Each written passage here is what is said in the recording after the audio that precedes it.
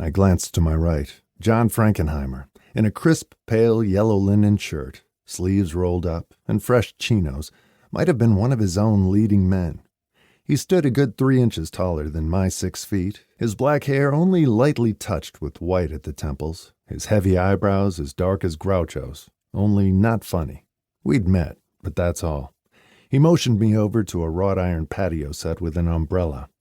I brought along a rum and coke. He carried a martini, like an afterthought. "At least he cleans up good," I said. "He does, and takes direction." He took a sip. "Or anyway, he does now." "What do you mean he does now?" His shrug was slow and expressive. "A while back, his guy Pierre Salinger flew me from California to Gary, Indiana, where Bob was speaking, to shoot a campaign spot. And I'm not cheap." "I believe you." "Bob said he only had 10 minutes to give me, and I said, then why fly me out from California? Well, the result was awful. The camera caught his hostility. Later he called me at my hotel and asked if we could try again. I said we could if he gave me an hour and a half to show him how not to project cold arrogance. He took that on the chin, and I went over and did the spot fresh, and we've been friendly ever since." "He'll need makeup for that cut." He studied his slumbering subject. "I'll give it to him. Saved his son, I hear. He is one remarkable guy. Ever hear about how he taught himself to swim? Jumped off a boat in Nantucket Sound and took his chances." Chuckled to himself. "Then when Bob and Ethel honeymooned in Hawaii, he saved some guy from drowning." "He should have been a lifeguard." "This country could use saving." I sipped. "You're following the campaign with a camera crew, I understand." He nodded. "Yes, for a documentary, but also to grab footage for more campaign spots. He'll need both to beat Tricky Dick. You've known Bob a long time, I take it?" "We go back to the Rackets Committee, and before." That seemed to confuse him. "You worked for the government back then?" "Not directly. I have a private investigation agency in Chicago. We have a branch here, the A1. And that seemed to amuse him. "Oh, I know who you are.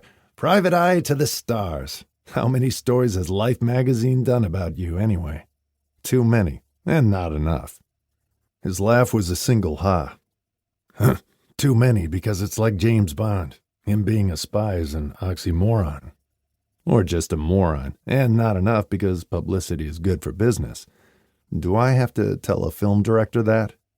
He gestured with an open hand. "Necessary evil." I leaned in.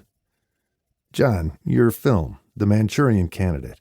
A stupid question, but do you think that could happen in real life?"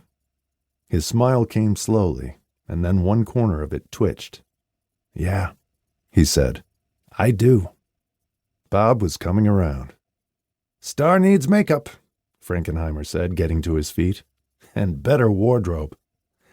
I needed to find a bathroom to put on my Botany 500 for tonight. I'd have to leave my 9mm Browning at the ambassador desk to be locked in their safe. When I emerged, I found Bob looking similarly spiffy in a blue pinstriped suit and white shirt. Frankenheimer was in the process of expertly daubing stage makeup on the candidate's scraped, bruised forehead. In the background, Ethel was giving orders to that college kid to deliver her children to the Beverly Hills Hotel, where they rated 2 bungalows to my measly 1. We would be driven by Frankenheimer to the ambassador, and Ethel, not ready yet, would follow in another vehicle. The film director's car turned out to be a Rolls-Royce Silver Cloud.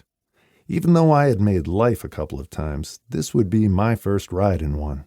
Frankenheimer, who'd seemed so cool before, betrayed himself otherwise on the Santa Monica freeway with his bat-out-of-hell driving. When he accidentally raced right by the Vermont off-ramp and got snarled up in the Harbor Freeway exchange, he swore at himself and pounded the wheel.